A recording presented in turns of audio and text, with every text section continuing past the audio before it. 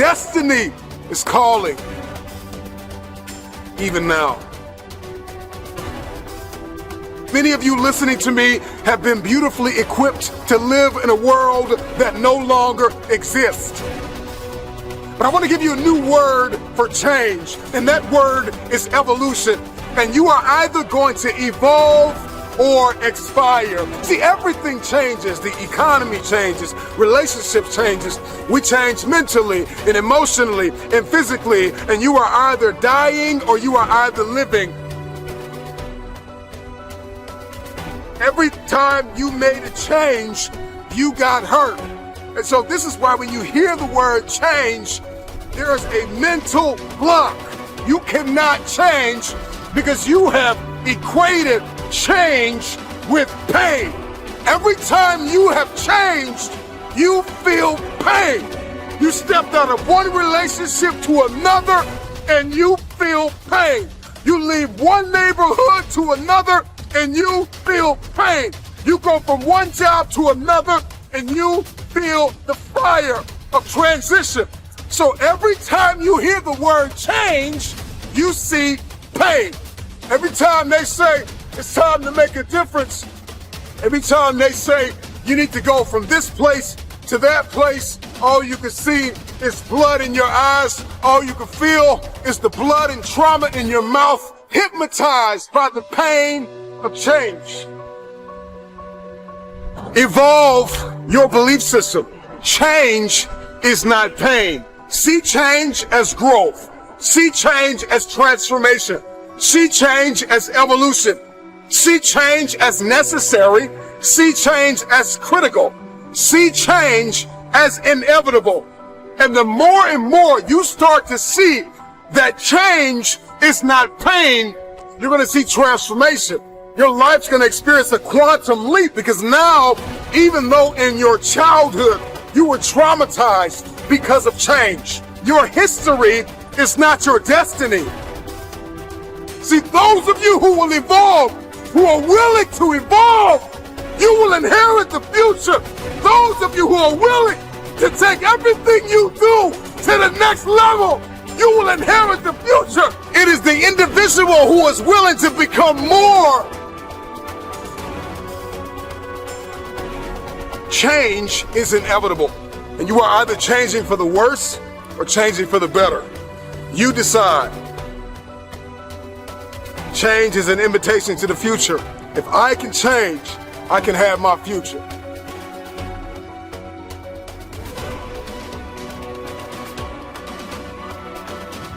Another reason why people hate change is because not only do they see change as pain, but all they see change is as failure. And it's because every time you've made a change, you have failed. And you have to start identifying change with a new layer of belief. People tell me all the time, it's hard to get wealthy.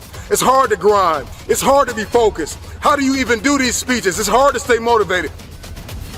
It's hard to stay broke. It's hard to stay depressed. It's hard to stay governed by anxiety. It's hard to be inconsistent. It's hard not to have daily disciplines. It's hard not to believe in yourself. It's hard to be broke. It's hard to be poor. It's hard. It's all hard. So choose your heart. You either gonna work for it, you're gonna sit there and let life knock you down and dare you to get back up. So I see the privilege. I see the moment.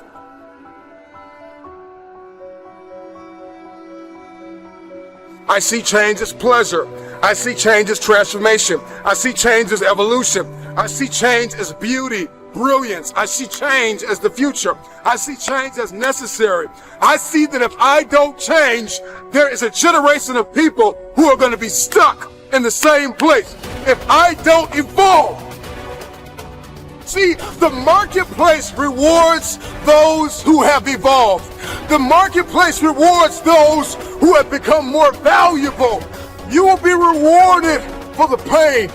Cry in secret, bleed in secret, but in public you'll be rewarded. And if everything you listen to goes over your head, you are going to miss your moment and stay living in the midst of the madness of impossibility, the lie. Somebody lied to you and told you that it was impossible. Every time somebody told me I could not do something, I had a decision that I had to make in order to achieve what they said was impossible. The power is wrapped in the truth and in the power of their perspective. It's wrapped in your capacity, your ability to believe in a dream, even if nobody believes in you.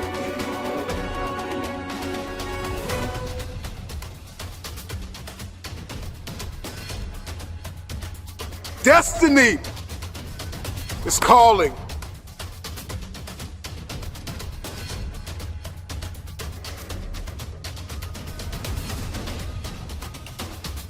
Your perspective can either become your prison or your passport. It can either arrest you or release you.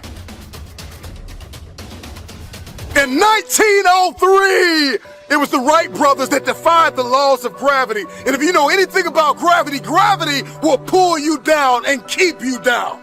It will stop you from flight. It will stop you in your tracks. If you believe in something, metaphorically speaking, gravity will hold you down, it will hold you back, and it will dare you to fight.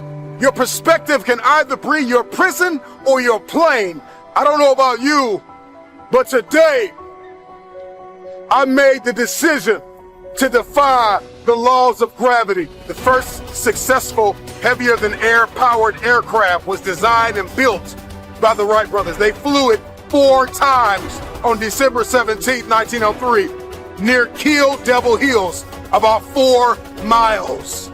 I believe possibility is destiny, and it is fear that keeps us arrested and apprehended by the spirit of impossibility. I'm gonna tell you this right now, and nobody else is gonna tell you this.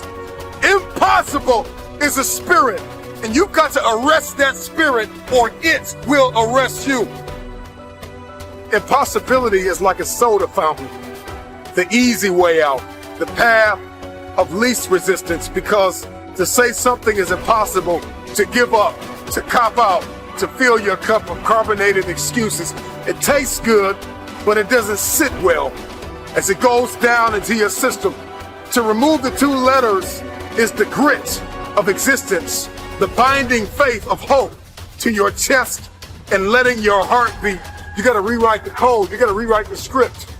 Calling all reformers, I'm calling all innovators, I'm calling all game changers, I'm calling all world shakers, I'm calling all city shifters, I'm calling everybody that has an inkling of faith in themselves.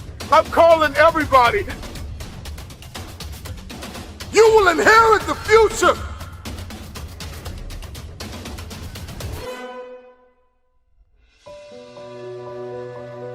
We got to rewrite the code in our soul, because it's a matter of the soul. It's a matter of the will. People that have a will to win are the ones who win. These are the people that see the future. These are the people that see not where the hockey puck is, but they see where the hockey puck is going. And that's the type of person that we all need to evolve to become.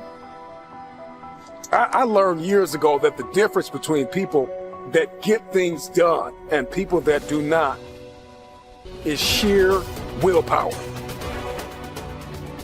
Out of all the motivational speeches you have heard, how much of it have you retained and applied to your life?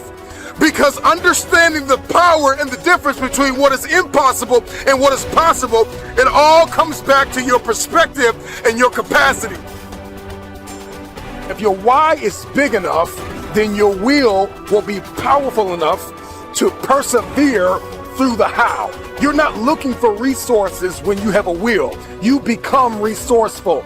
And that's the difference between people that see this thing as possible and people that do not. It comes down to one thing, and that is your will. So you don't want it bad enough. You don't want it bad enough. That's why you can't get it done. And so the how intimidates you. And the what boxes you in. We're more concerned about collaboration than character. I think we need to come back to a place where we're examining ourselves as an individual before a people. We make the people better when we deal with the person. You got to deal with the person. You got to deal with you. It's always going to be impossible to you if you don't see the power of your will. and the power of your why.